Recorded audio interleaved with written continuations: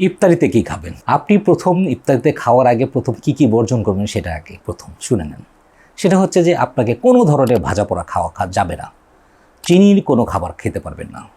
প্রথমেই যে খাবারটা খেতে পারেন সেটা হচ্ছে খেজুর, দ্বিতীয় হচ্ছে গুড়ের শরবত, তৃতীয় হচ্ছে ছাতু, চতুর্থ হচ্ছে সবজি সেদ্ধ, আর খেতে পারেন স্যুপ। এগুলো হচ্ছে আদর্শ খাবার ইফতারের জন্য। আপনার সবচাইতে ভালো যারা আইবিএস নিয়ে ভুগছেন তারা একটু পান্তা ভাত খেতে পারেন। আপনাকে প্রথমে যে কাজটা করতে হবে সেটা হচ্ছে যে আপনার ডিহাইড্রেশন কমানোর জন্য আপনাকে অবশ্যই কিছু এমন খাবার খেতে হবে যে খাবারগুলো খেলে আপনার পানি ধরে থাকবে। পানি ধরে থাকার জন্য খাবারটা কি? শসা, নাশপাতি এবং পেয়ারা, আপেল, এগুলো হচ্ছে আমাদের শরীরে পানি ধরে রাখে। আনারস এখনকার সময় আপনি পাবেন, পানি ধরে রাখবে। এগুলো আপনি খান।